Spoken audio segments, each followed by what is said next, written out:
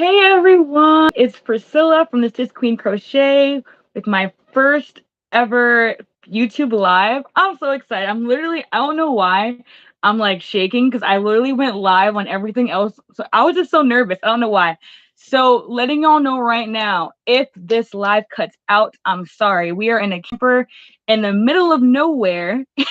Like before we, dude, the connection here is horrible. So if it cuts out, it's like type in the chat, cut, or something, so I know it cut out.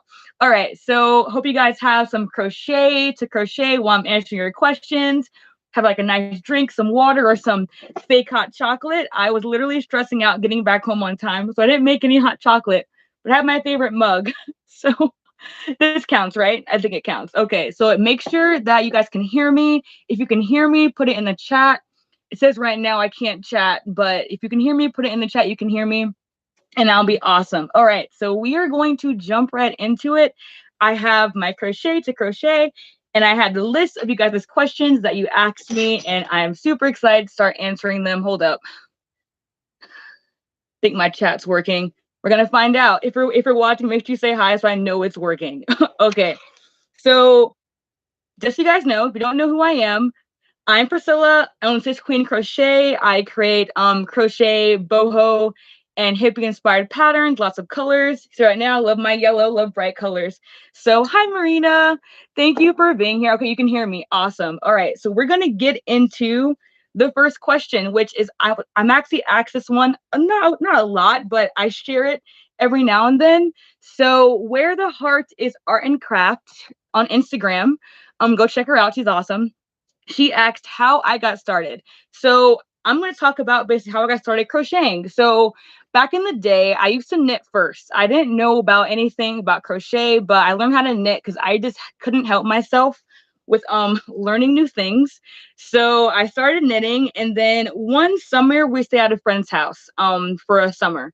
And by her couch in the corner, she had a little basket full of like yarn and like crochet hooks and a how to crochet book.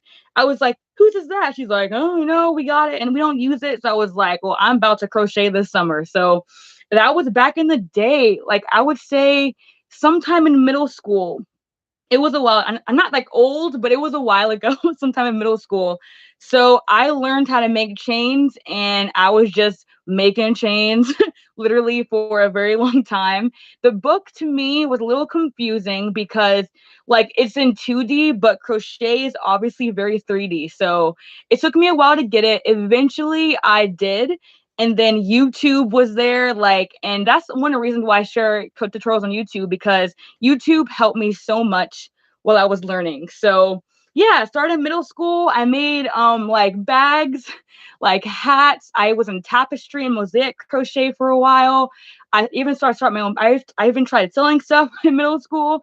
I didn't open my first Etsy shop until I was in high school, and that actually did. I'm not gonna lie, it did pretty well, but also my prices were low. So that's probably another reason why it did well. I had low prices.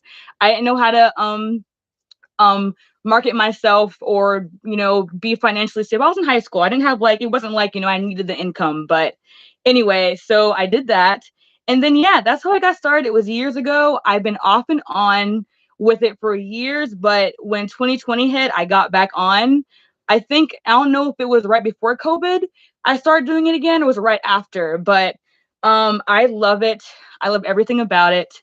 It's awesome. Okay, so that was question number one. And also, if y'all want to have me answer any more questions you have, if you think of any, just pop them in the chat and I'll answer them at the end. Because I have 6 questions. I did number one. I have 5 more questions to answer.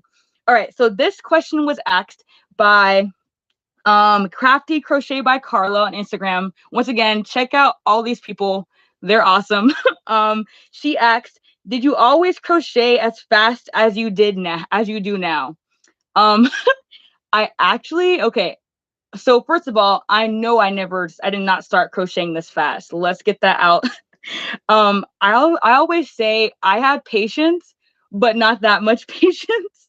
So when I first started, I'm pretty sure, I don't remember, it was like years ago, I crocheted slow. Pretty sure I crocheted very slow, not this fast. And yeah, I think that answers that. I just people always ask me how I crochet fast. Honestly, a lot of it's muscle memory, and I think how you hold your yarn, the easier the yarn can go through your hands, I feel like the faster, and also how you hold your hook. I like being in control. Let you know that right now. So I hold my crochet hook like in here. I'm like on the tippy tip. It's like when I knit, I'm like in there so I can put in there and let's crochet as fast as possible. So that's how I crochet fast. But I'm pretty sure when I first started, I was like a slow poke and I was making trapezoids. It was supposed to be a square, like like I wish I had. I actually do have some of my old projects. I might have to like do like a video about that. Like I think I donated a lot of them. I donated a lot of them to homeless people because I'm like I don't need them. So I think I might have a few. But it was like back in the day, so I might have to do that. So Marina says, I'm old, LOL. I learned in 6th grade, 1979. I was not born yet.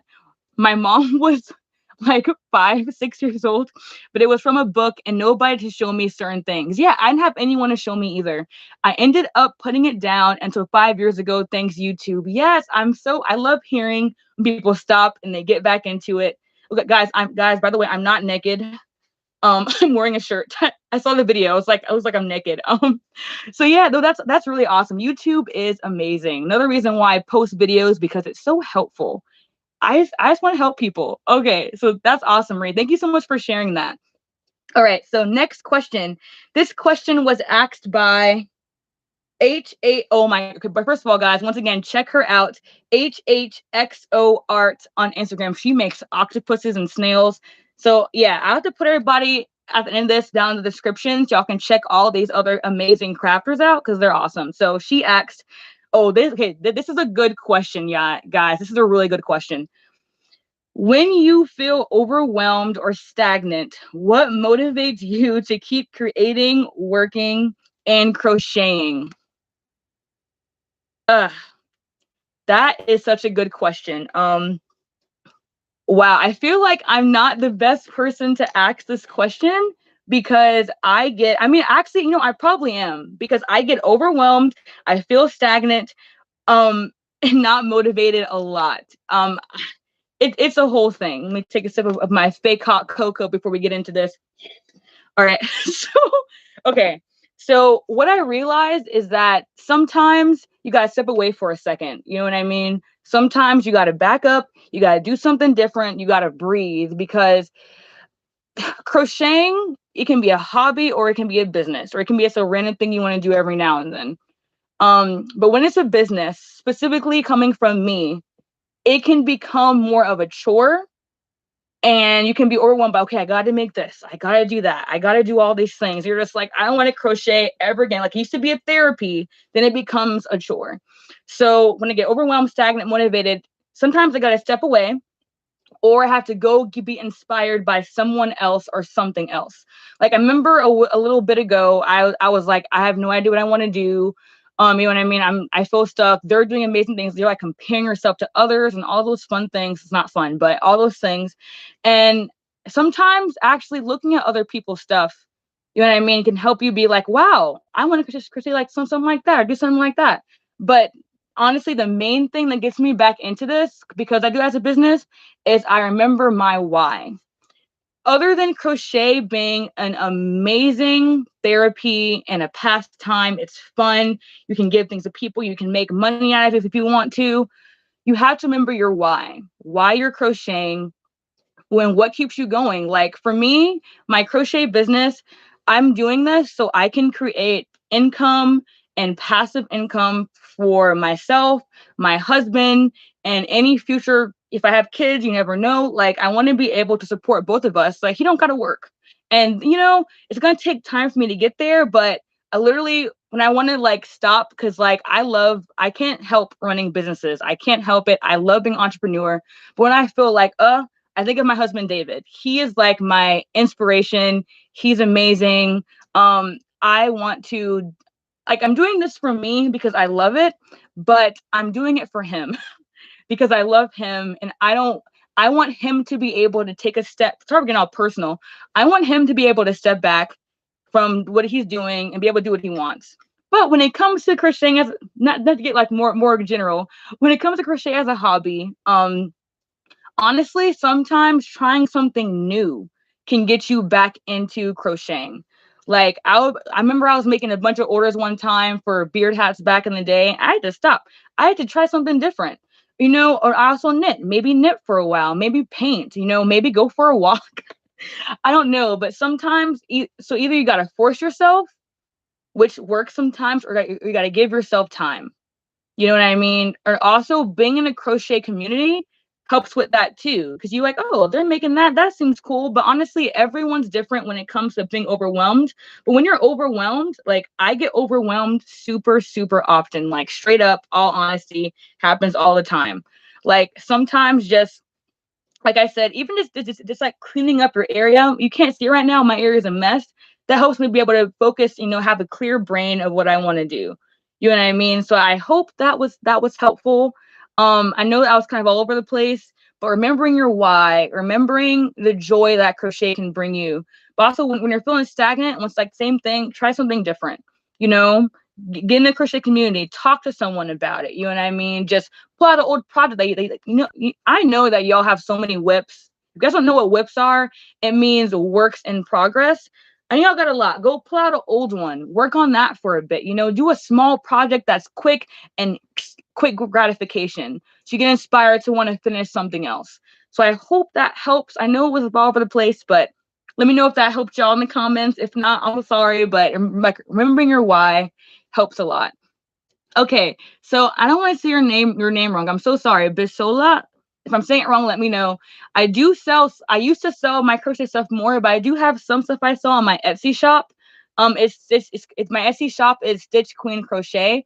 I sell on there a little bit. I have a few things on there, but yeah, I do sell some stuff on there. My patterns I sell on Ravelry, Etsy, and my website. It's on the description of this video. All of my pattern websites that I sell things at. I started mine at age of 50. That's awesome. Oh, you have see, that's awesome. You have a whole crochet teacher. I love that.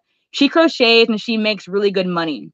You can honestly, like not everyone will be able to be a full-time crocheter unless you make passive income. But if you want to make really good money crocheting, like actual selling stuff, it's a lot of work. It's a lot of work.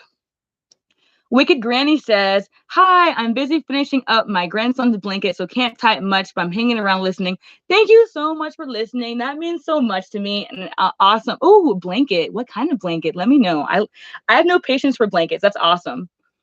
Why difficulty? Oh, yes, pricing. I might do a video about pricing to let y'all know. I tell everybody I'm expensive because I am. So definitely, I might do a video about pricing. It's a big deal. People underprice their crochet work because it's so undervalued. Like people don't understand. We're gonna do a whole thing about pricing later.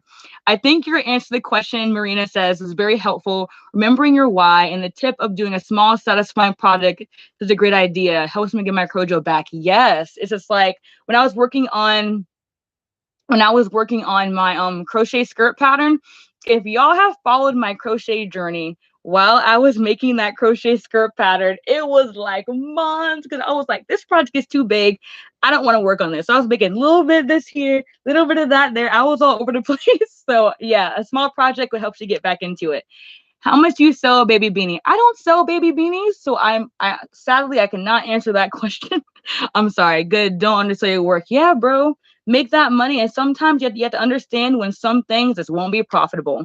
Some things like blankets are awesome, but ain't nobody gonna pay $1,000. So, some might. Okay, that's a lie. That's a bold-faced lie. If y'all find your target audience, they will sell 1,000. You can buy a blanket. Well, I can't say it. They will buy a blanket for $1,000. But find that target audience is a whole thing. It's a whole thing. Can you make? I do make skirts. Yes, I have my boho. This is the longest freaking name for a skirt. The boho and breezy $1,000,000 skirt. I do make skirts. All right. Okay. Next question was asked by Stephanie Battaglia. I'm gonna say your name wrong. What is my favorite stitch?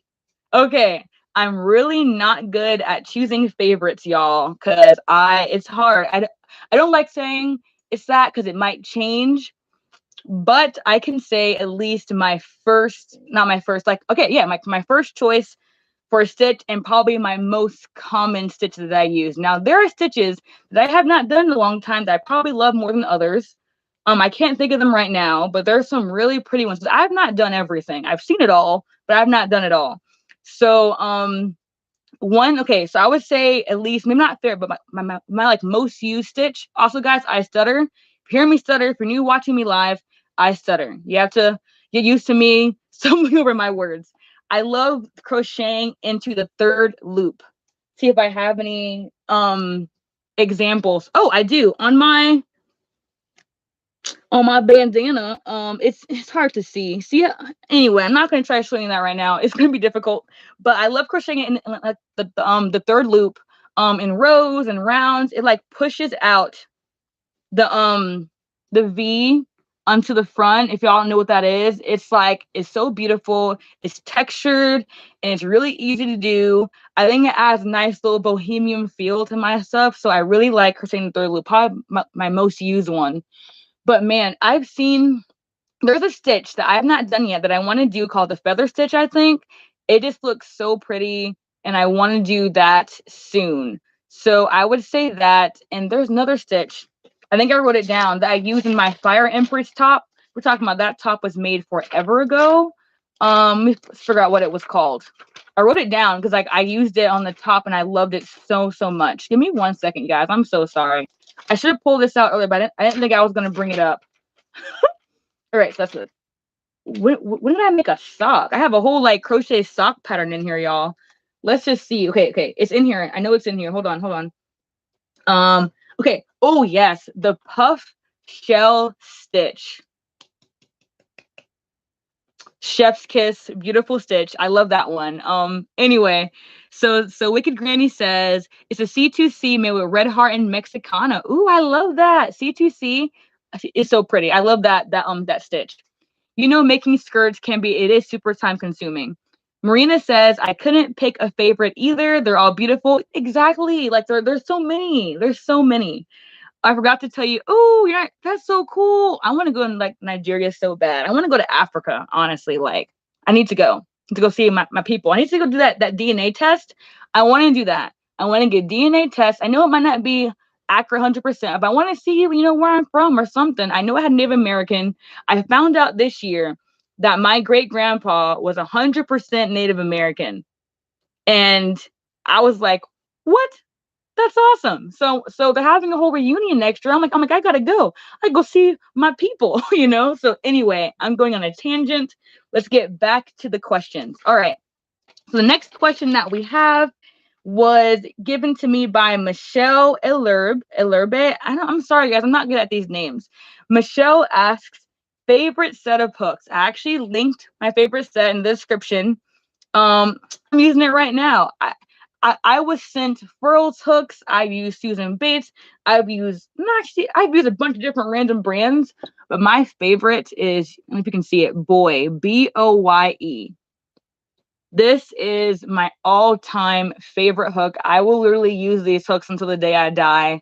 I tried, someone sent me some free furls. I've tried them, and when I use them, I don't know, I guess I'm not used to this big bulky part because I've been crocheting with this for so long.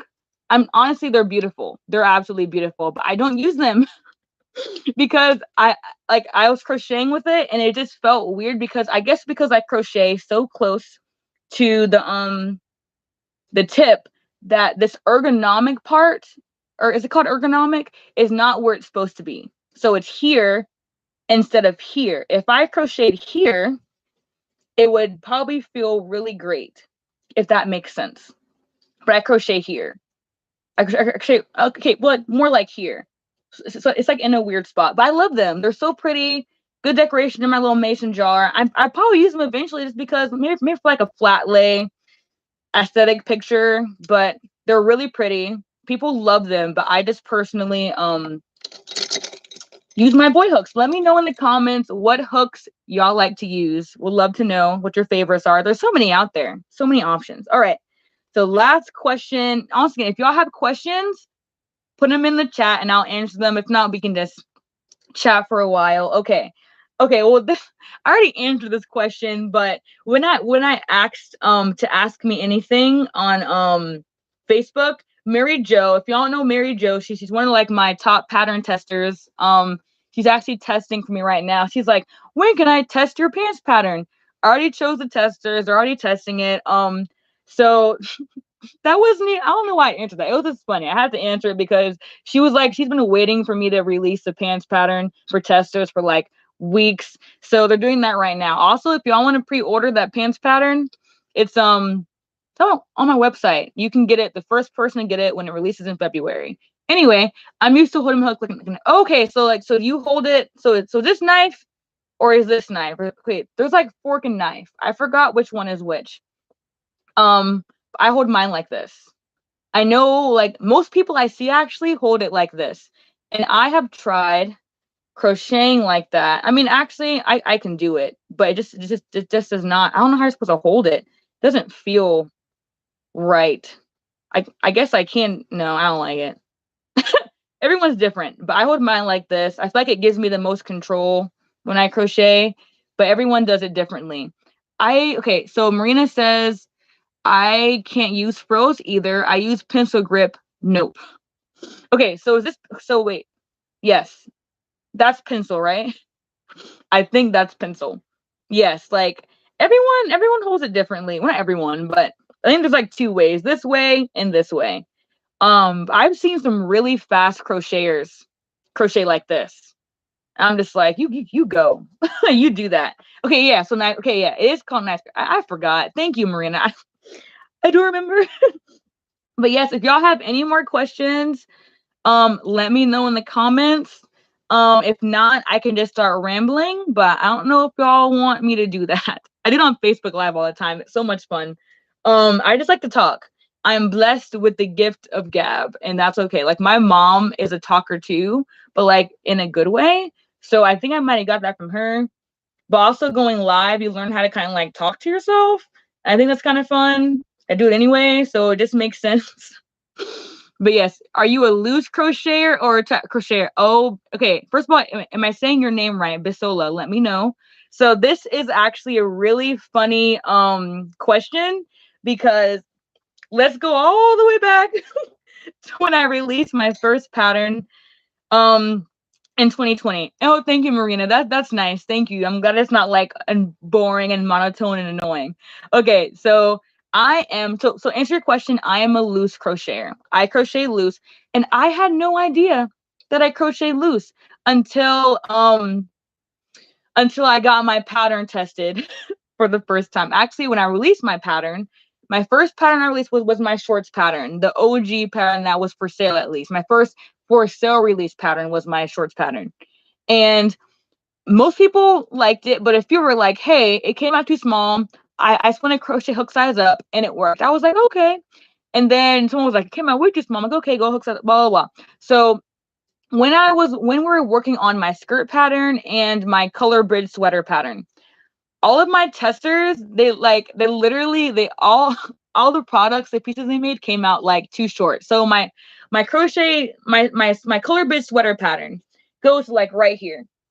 It's like long and flowy, and it's like you want to like fly away in it. I love it. So, but when they were making it, it came out to like here or here, around here. And I was like, honey, that ain't right.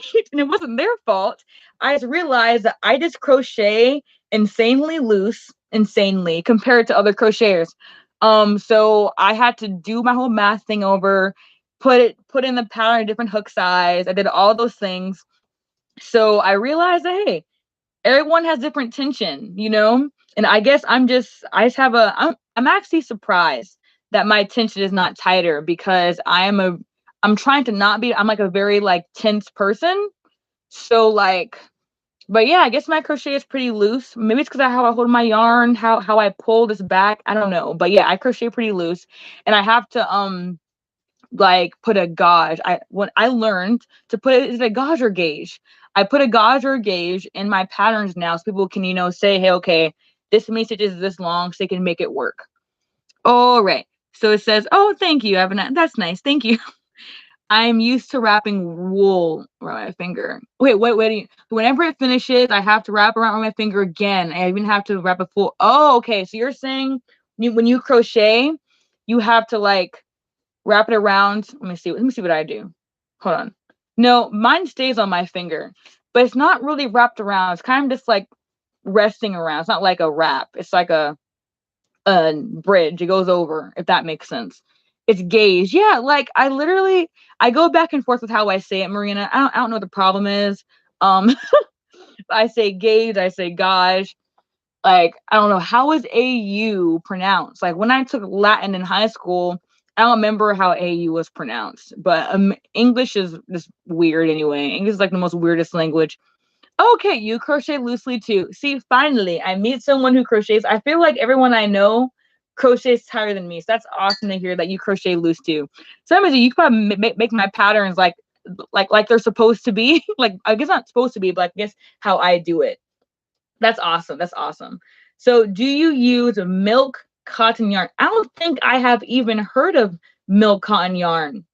Um, I use regular cotton, like this is like regular cotton. I never used milk before. In French and Latin, you pronounce each vowel. That's probably why it's confusing. Yeah, yeah. And then English, we're just just tossing up and with a coin. How's that going to be pronounced? I don't know. That makes sense though. Man, I took a Latin one online. I will probably never do that again. It was so many derivatives and oh gosh, so many verb endings. It was overwhelming. What kind of yarn do you use? Everything. No, I'm just kidding. My number one yarn I use is Red Heart because they have all the vibrant colors that I love. They're not crazy expensive. It's acrylic yarn, nice and easy to get. Like almost everyone has it. But I do love con yarn. One of my favorite yarns ever is Lion Brand 24/7 mercerized cotton yarn. Once again, chef's kiss, love that. I do love cookies and cream, sugar and cream cotton yarn, but I feel like cotton yarn is so annoying. Like you put it in there and the yarn like just like splits all the time. It's really annoying. But I mostly use Red Heart yarn. Um, I did use some Lion Brand recently. Um, I do okay. Also, Lion Brand Mandala is my favorite ombre yarn probably. It's really I love Lion Brand Mandala. Okay, can you see how what looks like? The Red Heart yarn, I'm assuming. Okay, this first of all, this might be Red Heart. There's no longer a tag on this yarn because it gets pulled off. So like this. Oh wait, actually, retro stripes. Boop. Super Saber yarn. They're really awesome. So this, oh, I also started recently using Lion Brand Re-Up. I got like a few in fall colors. I like got rust. I got a green. If you guys saw my piece hat that I made, I just posted like today. I used these yarns to make that, and this is like such pretty fall colors. So, but the Lion Brand Mandala is too deep in my abyss to get, but definitely look it up because they're really awesome. Yes. Alrighty, I have talked a lot. Um, I love talking. But yeah, so that's kind of all the questions that I have written down. But y'all have given me some great topics for future videos, like how to price your work. Now, I'm not gonna say I'm the expert at pricing, but I have a market coach that I follow, and she coaches me and a bunch of other people. And she gave a formula. I'm not going to give out her formula. That's her thing. But she gave me like a general example of how to price stuff. And I'm just going to say a few things. It's not how much your materials cost times 3. And it's not even your materials plus hourly, which it can be, but like it should be, you got to include some other things in there because pricing crochet or any handicrafted items, I don't want to say it's hard, I want to say it's difficult to see sometimes what your projects are worth. And it's sometimes like, oh my gosh, no one's gonna buy it at that price. And it might seem like that. And especially if you're on Etsy, where everyone's priced from $1 to $200, and you're like somewhere in between, and you don't want to price too low, so your work's not valuable. You want to price too high. It's a whole thing. I'm not gonna get into right. That's a whole different video. But yes, do you know how to crochet a teddy bear? I feel like I might have I've crocheted some animals before, but it was years ago. I'm not 100% into what's it called, like amigurumi, because of all the sewing involved. To be completely honest, I don't want to sew teddy bears together, but I've done a few before. Yeah, I've crocheted doll like things before. Wait, I gotta find Stormy. I don't know if y'all have seen Stormy before. He might not even be up here. Let me see if I can find Stormy. I got a crochet Star Wars kit before, and I made a stormtrooper.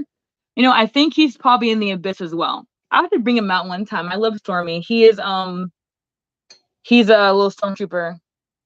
First of all, I'm a Star Wars fan. Putting out there in the open, love Star Wars. I've never crocheted a face mask before. Yeah, yes, like line it and stuff. I just never got into that. I know everyone else did. It was really cool. People like, had all the different kind of crochet stuff. But I feel like it'd be too hot, and I don't feel like lining stuff. But yeah, all right, guys. I'm gonna cut the video there right about 31 minutes. Thank you guys so much for joining me for my first ever YouTube live. This was a lot of fun. I might have to do it more often. Answer more questions, maybe share some more different my brain's going blank, business tips now, because I feel like so many crocheters are underselling themselves, and I don't want to say they're not doing things right, but they're never taught how to do the right things. And I really want to help people with their crochet. Like, I'm not saying I'm a full-time making $60,000 a crocheter, but I'm getting to the point where I will be. And I want to kind of like share what I'm doing and maybe help you guys to get, more money if you want to for your crochet. So we might do some more things about that. So this was fun. Thank you, Marina. Thank you, Priscilla. Thank you, Wicked Granny, for joining. Yes, Christmas is literally 2 days away. Have an awesome Christmas. Have an amazing New Year. I hope you guys are here with your families. I hope your friends or just someone you love. Hope you guys have an awesome holiday. Once again, thank you for watching. We'll do this again soon. But yes, have an awesome, is it Friday? Have an awesome Friday. All right. Bye, everyone. Thanks again so much for joining. Bye.